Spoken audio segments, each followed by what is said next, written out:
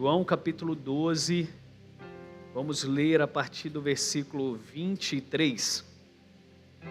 João 12, versículo 23. E Jesus lhes respondeu, dizendo: É chegado a hora em que o Filho do Homem há de ser glorificado. Na verdade vos digo, que se o grão de trigo caindo na terra não morrer, fica ele só. Mas se morrer, dá muito fruto. Quem ama a sua vida, perdê-la-á, e quem neste mundo aborrece a sua vida, guardá-la-á para a vida eterna. Se alguém me serve, siga-me, e onde eu estiver, ali estará também o meu servo. E se alguém me servir, meu Pai o honrará. Amém? Feche teus olhos, Pai, obrigado por esse domingo, obrigado por esse mês especial, obrigado, Senhor, por cada domingo, Senhor, ter nos dado palavras que nos conduziram a travessias pessoais, e que nesse domingo o Senhor fale através de mim, seja hoje as palavras de vida eterna que alcance o coração de cada um aqui, Senhor. Nós queremos viver uma vida que agrada a Ti, queremos ser honrado pelos céus por sermos aqueles que ouvimos a Tua voz e seguimos a Tua direção. Eu quero abençoar cada família aqui que está representada, Senhor. Que o Senhor visite a casa agora, visite os filhos, visite as finanças, visite a mente, visite a saúde, Pai. Não deixe com que nenhum enfermo no nosso meio seja ceifado da cura dos céus. Hoje, no nome santo de Jesus, eu libero essa palavra. E 1000 vão cair ao teu lado, 10.000 à tua direita, mas tu não vais ser atingido. O Senhor, o teu Deus, Ele é suficiente. E Ele está te protegendo por um tempo de regalo dos céus para a sua vida e para a sua casa. Obrigado, Jesus, por esse dia. No teu nome nós oramos. Amém e amém. Você pode tomar o seu assento. Já deu uma boa noite para a pessoa do seu lado? Talvez você perde uma grande oportunidade aí, você que é solteiro, dá uma boa noite, mais acalorado, entende? Hoje eu quero falar da última travessia, que é a travessia do destino para o nosso legado. E nós chegamos então ao último domingo dessa série que eu me propus a ministrar para a igreja. E eu confesso que ao chegar aqui, eu percebo que talvez no início dessa série, nem todos entenderam ou tiveram entendimento do que é aquilo que eu estava ministrando. Nós não estávamos apenas estudando rios ou geografias ou histórias isoladas. Nós estávamos construindo uma caminhada junto a fim de aprendermos com Jesus o que podemos fazer com tantos contextos que a Bíblia nos traz. Alguém já disse que a Bíblia ela é o livro mais atual do que o jornal de amanhã. Alguém já disse que a Bíblia é a palavra de Deus para algo que vai acontecer no futuro. E essa palavra de Deus ela é cheia de vida, cheia de vigor, cheia de ensinamento, cheia de nuances que eu e você precisamos estar atento. E ela sempre vai falar conosco. O Alan falou aqui daquela Bíblia, até eu fiquei com inveja daquela Bíblia. Eu vou comprar uma para mim daquela ali. Porque de fato a gente começa a propósito de leitura e muitas das vezes não conclui. E aquela Bíblia ali, ela tem a anotação que você coloca o dia que você começou. Então no dia de hoje você vai ler o capítulo de Gênesis, o de Mateus e o até Apocalipse. É muito legal. E por que eu estou falando? Porque, gente, a palavra de Deus ela é tudo que a gente precisa. A palavra de Deus é tudo que nós precisamos nos debruçar hoje num mundo tão cheio de muitas verdades, ou melhor dizendo, de meias verdades. A gente se perde em tantas informações, em tanto conteúdo que chega para nós, que a gente fica meio perdido. E a palavra de Deus, ela continua sendo verdade para mim e para você, ela continua sendo viva e eficaz. E é sobre isso. Então, desde o primeiro domingo, nós estávamos estudando algo muito maior, que é o quê? É como Deus está formando homens para o seu destino, como que Deus está cuidando do seu povo, como que Deus está guardando aqueles que são seus. No Mar Vermelho, por exemplo, que foi a primeira mensagem dessa série, Deus tratou as correntes, Deus tratou aquilo que não era só Faraó, mas aquilo que era uma mentalidade de escravidão, que de uma certa forma está presente na vida de alguns dos nossos. Alguns dos nossos que eu falo é cristãos.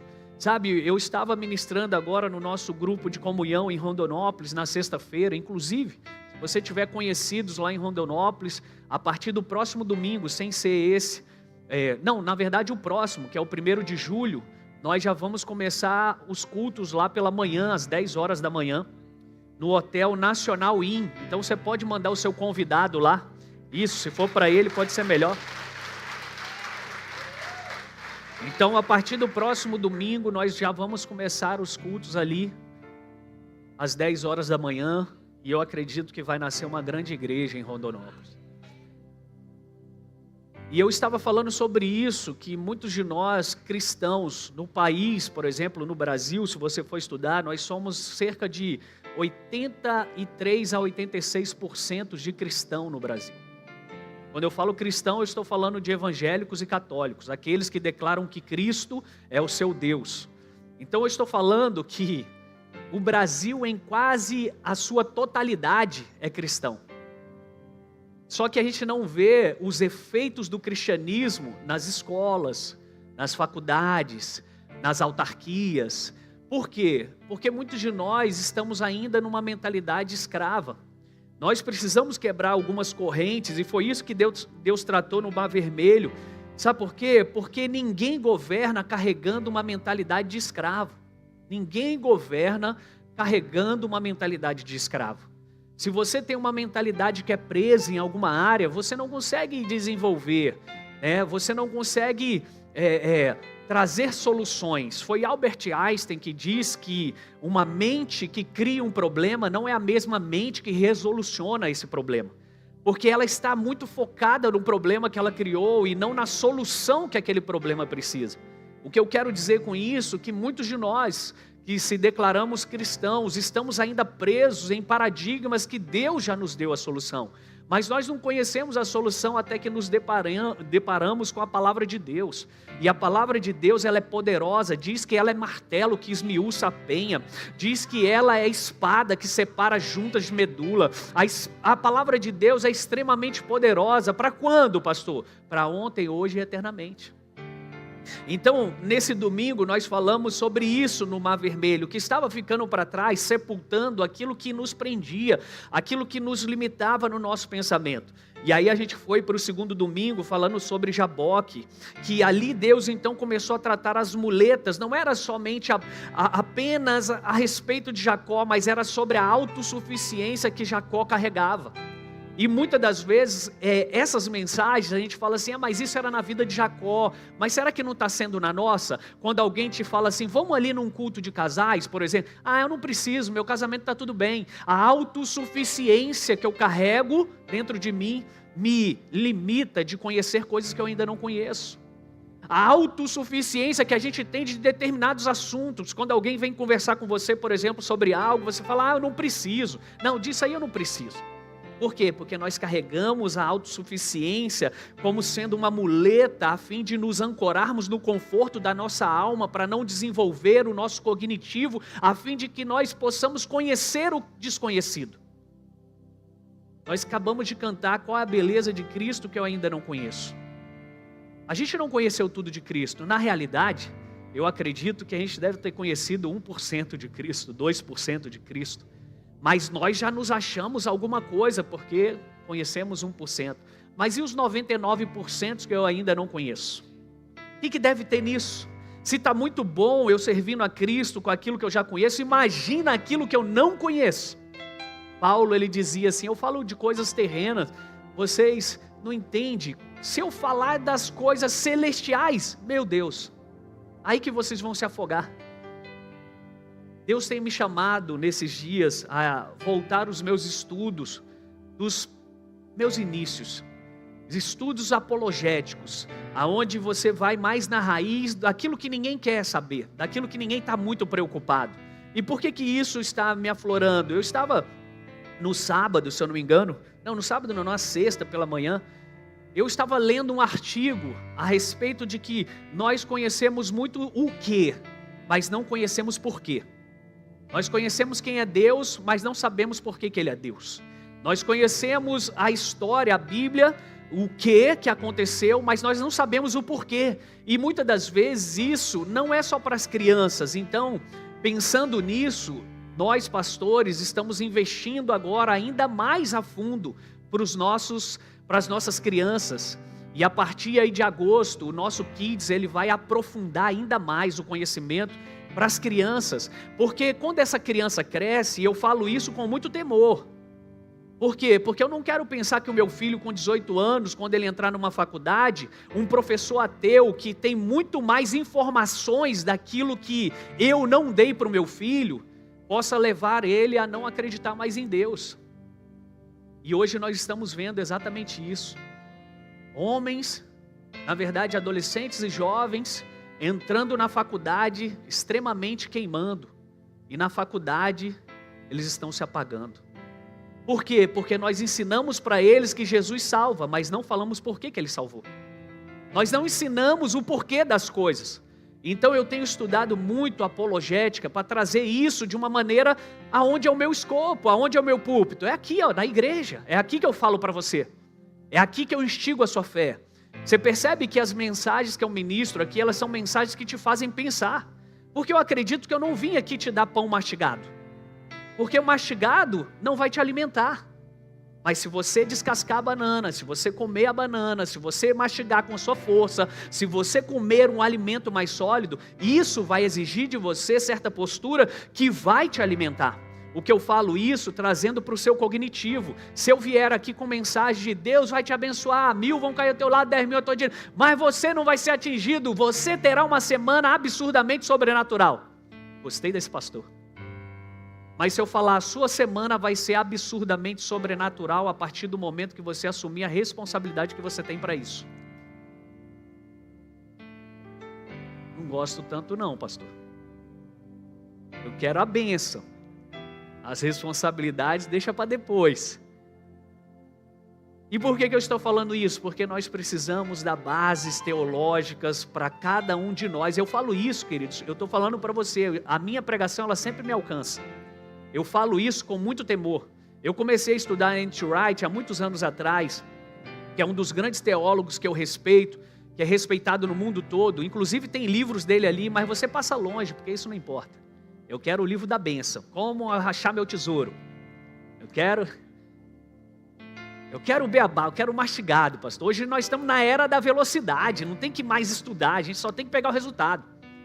E aí eu estudei muito tempo N.T. Wright. E ele fala muito sobre a ressurreição, os ensinamentos. E eu fui me aprofundando naquilo, eu confesso, queridos, a gente não sabe nada ainda de Cristo. A gente ainda não sabe nada.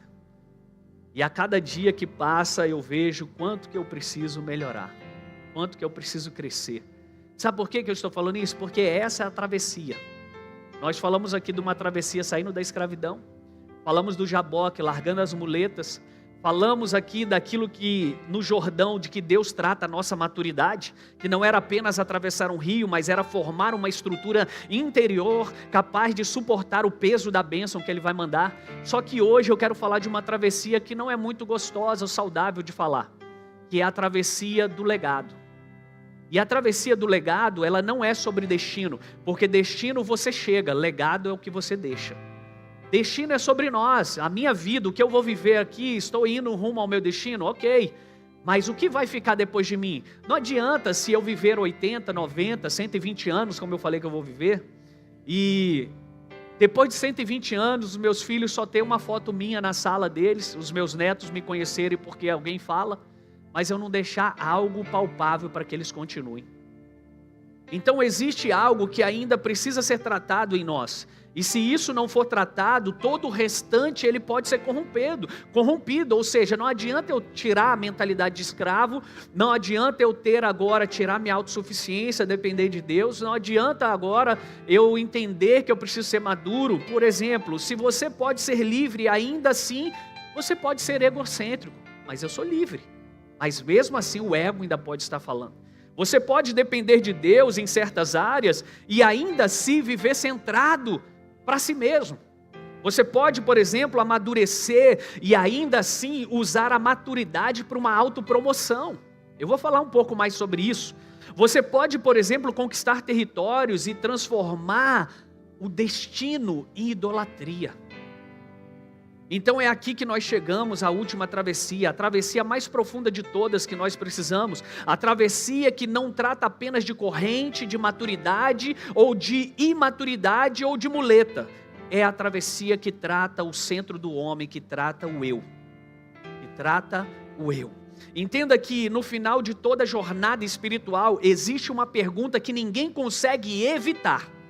Se tem algo que eu e você não podemos fugir no final da vida, é Jesus perguntando para mim: o que você fez com aquilo que eu coloquei nas tuas mãos? O que você fez com isso?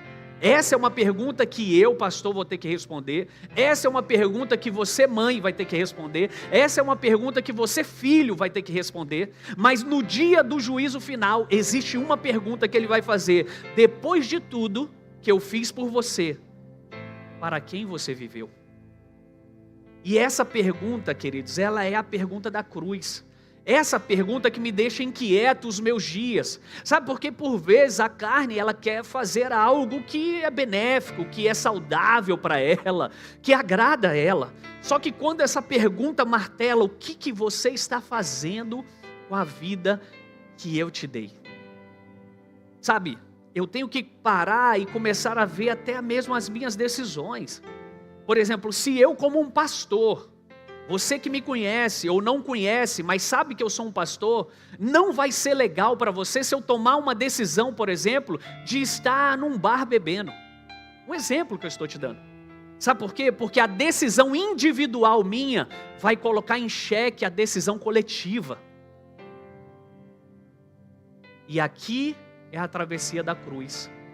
Tem decisões que eu não vou tomar individualmente. Eu preciso calcular o preço das minhas decisões. Eu estou falando eu como pastor. Mas e qual é a sua decisão como pai? Qual é a sua decisão como mãe? Qual é a sua decisão como empresário, como filho de Deus? E para entender a força desse contexto do texto que nós lemos de João 12, nós precisamos entrar na cena. E aqui me permita fazer um mergulho com você para entrarmos numa cena. João 12, ele não acontece no início do ministério de Jesus, ele acontece perto do clímax. Perceba que o título de João 12 na minha Bíblia é Maria unge com unguento os pés de Jesus. O subtítulo é a entrada triunfal de Jesus em Jerusalém. Ou seja, ele já está indo para o clímax da história. Que clímax é esse, pastor? Aquele que a gente já conhece. Ele vai ser morto, ele vai ser pendurado no madeiro. Então aqui está desenrolando essa história. A tensão ali já está alta em Jerusalém. Só para que você entenda o contexto do que eu estou dizendo.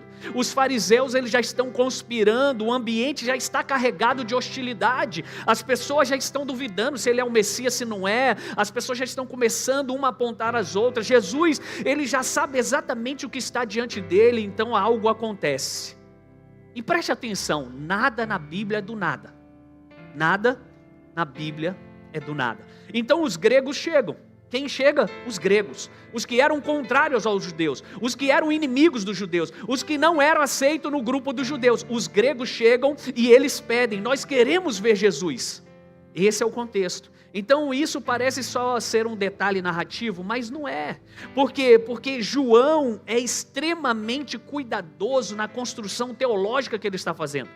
Então esses gregos, eles representam algo muito maior do que eu e você imaginamos. Esses gregos, eles estão representando futuramente as nações. Eles representam os gentios. Lembra quando Atos acontece que agora vocês estão liberados para pregar o evangelho aos gentios? Ali é o final da 7ª semana declarada em Daniel. A última semana, metade da última semana. A primeira metade, 3 anos e meio, porque quando você conhece e começa a estudar sobre as semanas de Daniel, você vai ver que elas estão apontando para Jesus. E quando o evangelho então seria ministrado para aqueles que não era somente o gueto de Jesus. O ministério, a palavra de Deus antes era pregada para o povo de Deus, primeiro para os seus. Lembra de Coríntios, quando ele fala, se for fazer alguma coisa, faça para os irmãos primeiro? Isso tem uma raiz. A raiz é teológica e a raiz é primeiro para os seus. Depois que Jesus morre, quantos anos de ministério Jesus teve? 3 anos e 3 anos e meio, exatamente a metade da última semana de Daniel. Depois de 3 anos e meio que Jesus morre, exatamente completando a última semana de Daniel, agora é permitido o evangelho ser pregado para os gentios. Olha aqui que a teologia está trazendo para a gente. Então esse texto aqui, ele não está falando de algo simplesmente natural. Os gregos estão chegando para saber quem era Jesus. Por quê? Porque eles tinham estudos teológicos da época, de cronologia, de saber quando que seria mais ou menos a chegada desse bendito Messias. Mas eles não eram cristãos, eles nem acreditavam nisso. Mas lembra que a Bíblia diz que todas as coisas convergem para Cristo? Até o tempo converge para Cristo, a natureza converge para Cristo, as pedras convergem para Cristo. Então os gregos aqui, eles representam o gentio, eles representam o mundo todo, e essa representação era uma expansão universal da obra de Cristo. Perceba, antes Jesus só estava no meio dos seus, agora Jesus já é conhecido fora dos seus. Então curiosamente estava chegando o fim dos tempos, e é nesse momento que Jesus diz, é chegado a hora. Sabe quando Jesus mesmo diz assim que nem o Filho do Homem sabe quando que vai ser o fim do mundo, quando que é a hora? Por quê? Porque Jesus é esse que não entende. Não é porque ele não entende, que ele não sabe. Ai, pastor, agora você está me dando um nó na cabeça. É isso que eu quero fazer. Mas Jesus, ele entende de discernimento das coisas que estão acontecendo. E qual é o discernimento? É chegada a hora. Por quê? Porque agora os gregos vieram me buscar. Então está próximo o meu fim. Perceba que João está declarando isso, narrando essa história, mas contando detalhe por detalhe da teologia. E que hora é essa? A hora pelo qual toda a história de redenção iria caminhar. O que é redenção, pastor? Vamos voltar algumas casinhas. Por isso que eu estou te falando, vai fazer a Escola das Nações, meu irmão. Você vai saber de tudo isso que eu estou falando para você. E aí, o que é a redenção? É aquilo que eu e você não podemos fazer. É aquilo que eu e você não podemos fazer por nós mesmos. Então alguém teve que fazer o quê? Morrer numa cruz, derramar um sangue de um inocente por causa do meu e do seu pecado. Comprar toda a humanidade por alguém que era santo, imaculado, que não tinha pecado nenhum. Então essa era a hora da redenção, a hora em que o Filho deixaria de ser apenas uma revelação localizada em Israel, para tornar-se uma semente de redenção para povos, tribos, línguas e nações. E é nesse contexto que ele fala sobre o grão. Olha que interessante, cara, a gente está falando de algo tão profundo, teológico, e Jesus me vem falar de grão. Isso me chama a atenção, porque eu falo, por que ele vai falar de grão? Sabe, Jesus ele poderia usar uma linguagem sacerdotal, mas ele escolhe algo que era comum para mim e para você. Ele escolhe então falar de agricultura, porque a agricultura, queridos, ela exige paciência. A agricultura, ela exige invisibilidade. A agricultura, ela exige espera, ela exige processos subterrâneos, ela exige uma morte silenciosa, porque existe algo extraordinário sobre o poder de uma semente. A semente, ela carrega dentro de si o potencial de floresta. O que Jesus está falando para mim e para você? Que esse potencial, ele permanece aprisionado enquanto a semente permanece intacta, mas esse é o paradoxo da história. Por quê? Porque aqueles que querem vir após mim, negue-se a si mesmo, tome a sua cruz e me siga. O que Jesus está convidando para mim e para você é o que Dietrich Bonhoeffer, ele declarava, se você quer servir a Cristo, você precisa morrer primeiro. Morrer primeiro. Para quem? Para mim mesmo. Morrer para mim mesmo. Sabe, ou seja, a mesma estrutura que protege a vida também impede a multiplicação. A mesma estrutura que protege o potencial de uma semente é também aquele que limita seu crescimento e multiplicação. A proteção que preserva a semente, se ela não for rompida, ela torna-se uma prisão.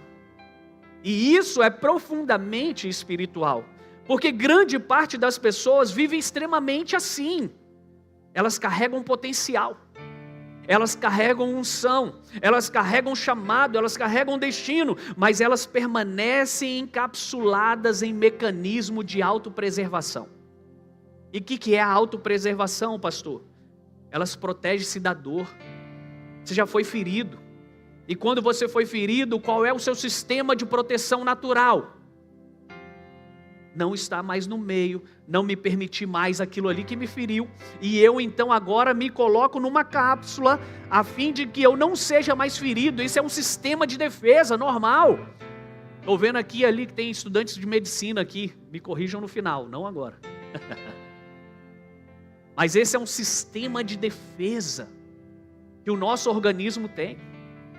Já viu aqueles videozinhos que a célula, quando está sendo atacada, vem um monte de gente ali e pega ela ali no sistema de defesa, para não deixar com que esse vírus, ele acabe aí com o teu sistema? Pane no sistema, alguém me desconfigurou?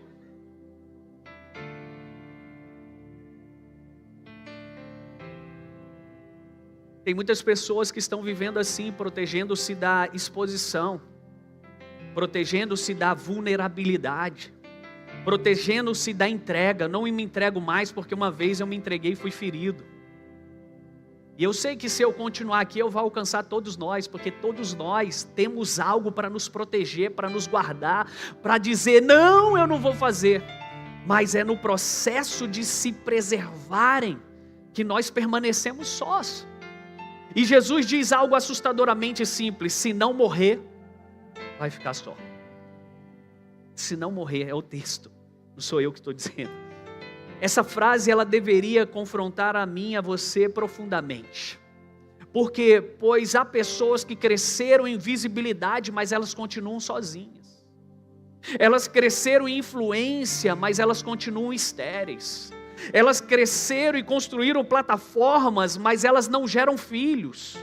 Elas acumularam audiência, mas não construíram o legado. Não construíram o legado. Essa é uma mensagem extremamente confrontadora, porque a realidade é que eu e você sempre estamos preocupados em nós mesmos. Eu quero dar uma vida boa para os meus filhos, eu quero dar uma vida boa para a minha família, eu quero me preocupar em construir alguma coisa, pastor, em ter um terreninho, em construir um apartamento, em morar aí, eu quero. Só que tudo isso talvez é um sistema de defesa meu e seu, que não permite nós morrermos de verdade para Cristo. Essa é uma mensagem que não é para uma igreja moderna. Essa é uma mensagem que é para uma igreja viva. Uma igreja que entendeu que o que eu carrego de conhecimento, para mim não vale nada, é como esterco, já dizia Paulo. O que eu carrego de coisas, para mim já não vale nada se não for Cristo. Aquele que encontrou uma pedra preciosa de tudo que tem, em busca do reino. O que essas mensagens de Jesus geram em nós? Sabe, acumular audiência sem construir legado, queridos. É isso que talvez nós estamos fazendo, construir plataformas para nós, de autopromoção. Porque o potencial que não é multiplicado, perceba e ouça isso. Potencial que não é multiplicado, inevitavelmente, ele apodrece em autocentralidade.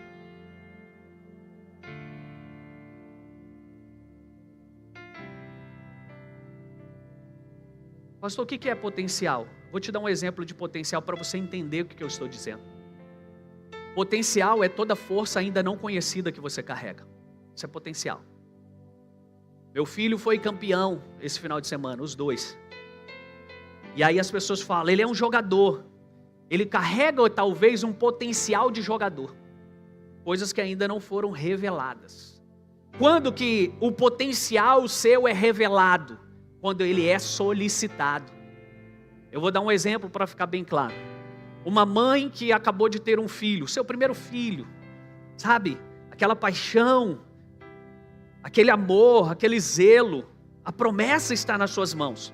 O marido sai para trabalhar, e ela então vai dar tchau para o marido. Ela despercebidamente deixa essa criança que vem engateando, até chegar perto do portão eletrônico. E o portão eletrônico começa a fechar e vai fechar na cabeça dela. Essa mãe, ela vai e corre e ela segura esse portão eletrônico para que essa criança não seja esmagada. E graças a Deus ela consegue. Depois que ela pega essa criança, passa um momento de susto. Ela pensa, de onde veio tanta força assim? Sabe o que é essa força? O potencial que ela carrega desconhecido. Quando que a gente vai conhecer o nosso potencial? Quando você estiver em situações de crise, desespero e a ponto da morte. Você percebeu que dentro de você existe alguém que você não conhece? Você percebeu que tem poder dentro de você que você não sabe? E você fala, já cheguei, por exemplo, quando o Alan dá essa mensagem aqui, todos pensam, esse pastor é um carrasco. Ele podia ter pagado essa conta para ele. Ele podia ter feito isso. Mas ele, ao invés de fazer isso, o que ele faz? O melhor para ele. O que é o melhor? É aquilo que é potencial que você não conhece. Vem para fora. Lázaro, vem para fora. Muita gente pensa que o maior inimigo do legado é o fracasso, mas não é. O maior inimigo do legado é o nosso ego. O ego, ele não precisa necessariamente de ser um pecado escandalosamente ou escandaloso para destruir o seu destino. O ego, ele consegue corromper até as coisas espirituais. Ele consegue transformar chamado em palco. É quando você acha que agora você está numa apresentação. Não importa mais a minha essência, importa mais é agora o que eu construí, a plataforma que eu fiz e eu me apresentar. E eu chamar isso de Deus. O ego, ele consegue transformar unção em identidade. Ué, pastor, mas não entendi. Sim, às vezes tem pessoas que se intitulam o profeta. Tem alguém que anda no nosso meio e que acha que é profeta. Eu não falo no nosso meio aqui na CN Cuiabá, mas eu falo no meio da igreja brasileira. Porque a unção que Deus dá é pertinente ao Espírito Santo. Não é sobre você. Só que tem pessoas que pegaram isso e fizeram identidade. Então, eu sou profeta. Eis que te digo. Elas conseguem transformar serviço em autoexaltação. Aquelas pessoas que se promovem. Elas conseguem transformar destino em culto à personalidade. Então essa talvez seja uma das tentações mais sutis da nossa vida. E principalmente como líderes. Não abandonar Deus, mas usar aquilo que Deus construiu para recentralizar tudo em si. E nós começamos a construir os nossos castelos, os nossos guetos. John Bevere, ele escreveu algo muito profundo num livro que tem ali também na livraria, chamado A Isca de Satanás. Eu te aconselho a ler esse livro. Ele diz assim: Lúcifer caiu não por fraqueza, mas por fascinação com a própria grandeza. Ele cresceu tanto que agora ele se achava o cara. Eu não dependo mais de Deus, eu me tornei o meu Deus. Sabe qual é o pior de Lúcifer? Não é ele cair, é ele levar os vulneráveis com ele. Meu irmão, todas as vezes que você leva um vulnerável com você, você está sendo luciferiano. E essa é uma palavra dura. Dura para você que abusa da autoridade que você tem em Cristo para levar as pessoas para o inferno. Não está nem na minha mensagem isso aqui, mas eu tinha que falar. E isso é muito sério, por quê? Porque perceba que maturidade espiritual, ela não elimina automaticamente o ego. Eu cresci espiritualmente. A Bíblia diz, cuide para que não caia. Você cresceu? Cuide para que não caia. Às vezes, ela apenas o sofistica. Ou seja, a maturidade espiritual, ela vai sofisticando o seu ego. Não preciso deles assim. Eu me basto. Eu acho até que eu vou abrir uma igreja. Porque o pastor não sabe o que está dizendo. E queridos, eu quero até te dizer Eu posso não saber o que eu estou te dizendo, mas eu sou muito humilde de escutar se você puder me ensinar a verdade. Então, antes de sair dessa igreja aqui, passe ali no gabinete e fala comigo: pastor, deixa eu te falar algumas verdades que você não sabe. E eu estou muito aberto para te ouvir. Mas não saia aqui da igreja sem falar com o pastor e falando mentiras por aí. Isso é feio para você. E você deve estar até me vendo no YouTube agora. Entenda que a cruz não é apenas o instrumento pelo qual Jesus nos salva. A cruz é o padrão pelo qual Cristo nos forma. Se não for pela cruz, queridos, não é por nada. Então, Dietrich foi aquele que eu citei anteriormente, e quando Cristo, ele diz, quando Cristo chama um homem, ele está convidando esse homem para vir e morrer, para viver nele. É isso aqui, ó. Quem ama a sua vida, perdê-la-á. Quem neste mundo aborrece a sua vida, guardá-la-á para a vida eterna. Isso é discipulado. Jesus nunca prometeu apenas destino, ele promete também a cruz, queridos. Nunca prometeu apenas glória, mas ele promete morte antes da ressurreição. Perceba, a ressurreição de Cristo, a Bíblia diz que ele foi o primogênito. O que é o primogênito, pastor? Muito fácil, o primeiro. O primeiro dentre quais? Nós que viemos depois dele. Então ele nos ensina algo muito poderoso. Você quer ressurgir para Cristo? E nessa vida, não na que nós vamos viver depois eternamente com ele. Nessa vida e no porvir, você precisa morrer. Você precisa morrer para si. É isso que nós chamamos de arrependimento. Diga comigo, arrependimento. E quando nós nos batizamos, porque o batismo é a figura espiritual da sua morte para essa vida e o nascimento para uma nova vida. Inclusive teremos batismo dentro em breve. Se você ainda não é batizado, é a sua oportunidade. Sabe, então, na travessia para a cruz existe algo que nós precisamos compreender, queridos.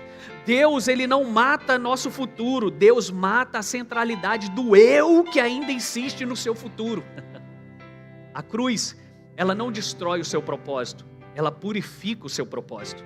Ela remove contaminações do ego, da necessidade de aplauso. Ela remove a necessidade de controle, a necessidade de ser indispensável. Ser indispensável. Gente, eu estou orando por pastores aqui nessa igreja. Porque tem uma figurinha que rola por aí que diz assim: eu já não aguento mais. Eu estou orando por pastores para me ajudar nessa seara. Eu quero me tornar indispensável. Essa é a arte da liderança.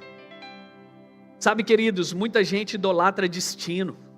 Mas existe algo superior ao destino que nessa noite eu queria deixar para você, que é o legado. Perceba que destino, ele termina em você. Legado, ele necessariamente continua depois de você. Legado, ele produz continuidade, ele gera sucessão. Legado, ele garante que o reino continue avançando quando você sair de cena. E esse é o nosso motivo de pregar o evangelho, gente. Não é sobre nós, é sobre ele. Se não fosse assim, eu e você não teríamos nem evangelho hoje. Porque o evangelho chegou para nós através de homens e mulheres como nós, que trouxe essa palavra de Deus para nós. E qual é o nosso papel? Entregar o bastão, passar para a próxima. Isso é legado. Sabe, Jesus é o nosso exemplo máximo. O seu ministério terreno durou cerca de 3 anos e meio. Humanamente, isso parecia muito pequeno, é verdade. Mas a sua morte liberou multiplicação impossível de ser contada ou de ser contida. Ele morreu como um, mas hoje, seu corpo, olha aí para o seu lado aí, olha aí do seu lado aí, olha do outro lado aí agora. O seu corpo está espalhado por toda a terra. Ele morreu como um, mas hoje nós somos milhares de milhares. Sabe,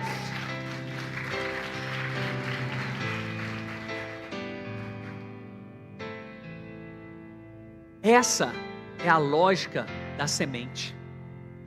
Essa é a lógica da semente. A grande verdade é que o legado, ele começa quando a necessidade da nossa centralidade, ela morre.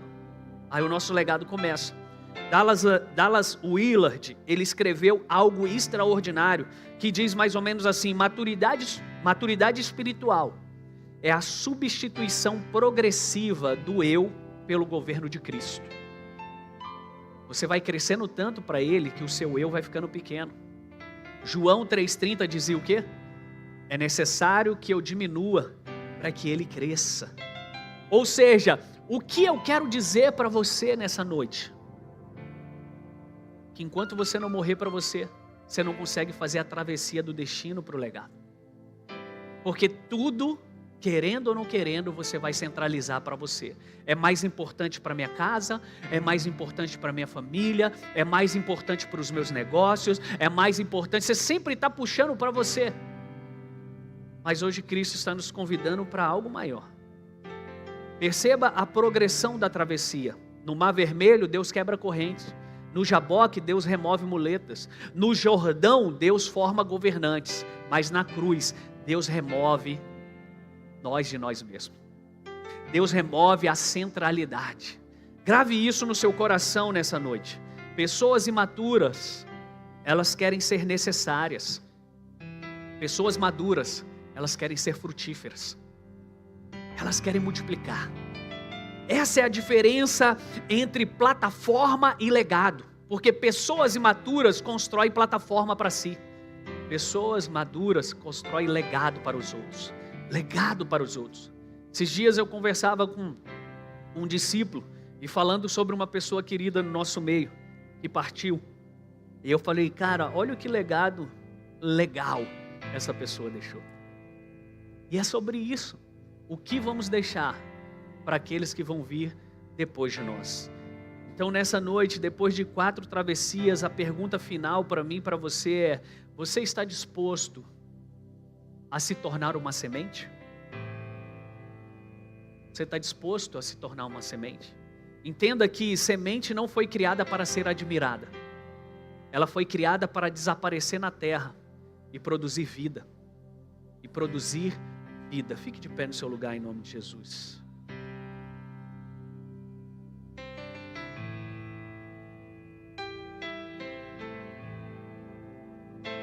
Talvez o Espírito Santo esteja nos chamando nessa noite como igreja para a nossa última travessia dentro desse cronograma que ministramos. A travessia do destino para o legado. A travessia do chamado para a multiplicação.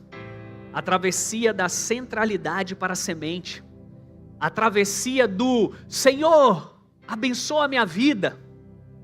Para, Senhor, usa a minha vida para perpetuar a tua mensagem.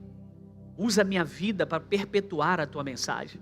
Sabe, queridos, isso que eu falo e vou fazer com vocês como ato profético, é legal para aparecer num vídeo, mas é no dia a dia que você vai sentir o peso da sua decisão. Quando eu falei aqui que eu, como pastor, eu preciso prestar atenção até nas decisões que eu vou tomar, que são pessoais, decisões pessoais minhas, eu preciso dar um passo atrás. Mas eu poderia tomar essas decisões, tranquilo, sem mal algum. Ia ser muito bom para mim, ia ser muito bom para minha família, ia ser muito bom para a nossa geração. Mas eu decidi, Senhor, a minha vida é para perpetuar a tua mensagem. E se isso vai atrapalhar perpetuar a tua mensagem, é bom porque eu não faça. Paulo, ele coloca da seguinte maneira: se comer carne escandaliza o teu irmão, é bom que você não coma. Se comer carne vai escandalizar, é bom que você não faça. Sabe o que é isso? A minha mensagem, Paulo, tem que perpetuar. Pense na minha mensagem. Lembra, você é uma semente. Você é semente. Você vai sair da centralidade. Queridos, nunca é fácil a gente sair da centralidade. Nunca é fácil você abrir mão de algo que é natural, de algo que é próprio, de algo que é ímpar, de algo que é seu, para que Cristo apareça.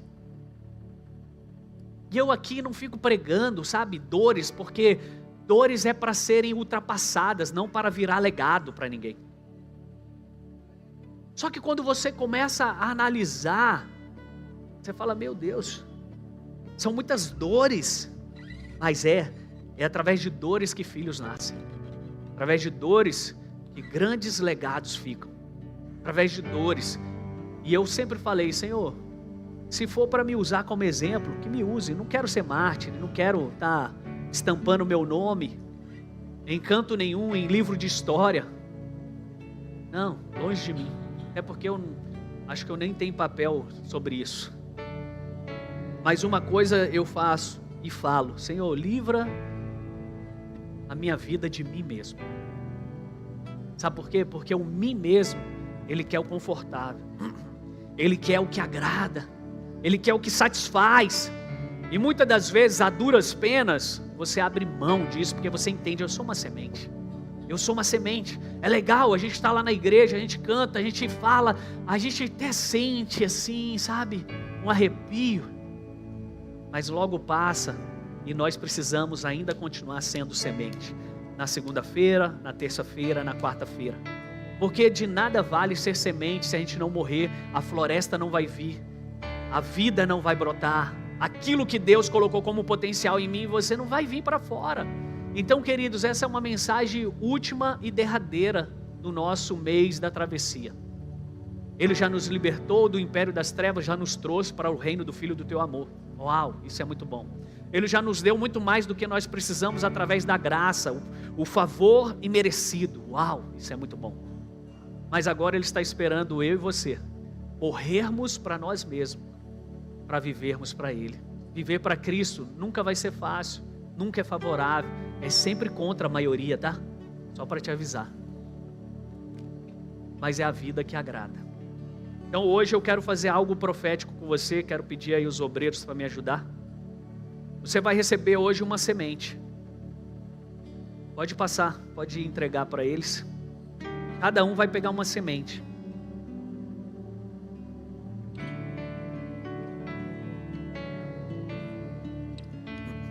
Eu fazia isso muito com os discípulos, há muitos anos atrás, mostrando o poder de uma palavra profética, mostrando o poder de uma palavra de maldição. E eu dava para eles 2 sementes de feijão, 2 caroços de feijão. E eu falava: agora você vai plantar isso aqui na sua casa, no algodão. Lembra? Você fazia isso na aula de ciência, não é verdade? Era feira de ciência, a gente fazia muitas coisas, robô, fazia muitas coisas legais. Hoje a gente já não faz mais nada. O celular hoje abafou o meu e o teu potencial. Eu lembro que essas escolas de ciência eu ficava doido. E era cada um querendo superar um ao outro, né? E a gente fazia muitas coisas legais. Mas hoje o que está abafando o teu potencial de fazer coisas legais? E aí a gente plantava então esses 2 feijãozinhos no copinho ali, café, aquele copinho de plástico com algodão, olhava os 2, colocava na mesma água para os 2, colocava na mesma temperatura, um ambiente, pegando ali para fazer a fotossíntese. E a gente então falava, para um a gente falava: você é abençoado, você será grande, você será poderoso, você vai prosperar, você vai crescer, você vai avançar. Para o outro a gente amaldiçoava. E a gente falava: você não vai fazer isso. A gente fazia fofoca: você é fofoqueiro, você é fofoqueiro, você é fofoqueiro. Sabe o que acontecia? O que você abençoava crescia, o que você amaldiçoava morria. Ah, pastor, duvido. Faz, o caroço está aí. E é isso que a gente vai fazer essa semana. Você vai levar para sua casa e você vai fazer isso. E você vai ver com seus próprios olhos a mensagem sendo materializada em você e através de você. Oi? Hã? Quem não pegou, levante sua mão aí bem alto. Acho que todos pegaram. Sabe, enquanto essa semente, olha aí para essa semente. Enquanto ela permanece preservada em sua mão, ela continua intacta. Ela continua sozinha. Ela só se multiplica quando ela é plantada e ela desaparece no solo. Aí ela começa a se multiplicar. Sabe, hoje eu quero fazer algo profético a partir dessa semente para finalizar essa nossa travessia, essa mensagem. Você vai levar esse grão de feijão para sua casa. Você vai plantar esse grão de feijão, não vai ser 2, porque nós não somos maldição, nós somos bênção. Nós só vamos abençoar. Amém? Ai, pastor, já estava doido para amaldiçoar alguém. Segura a língua, irmão.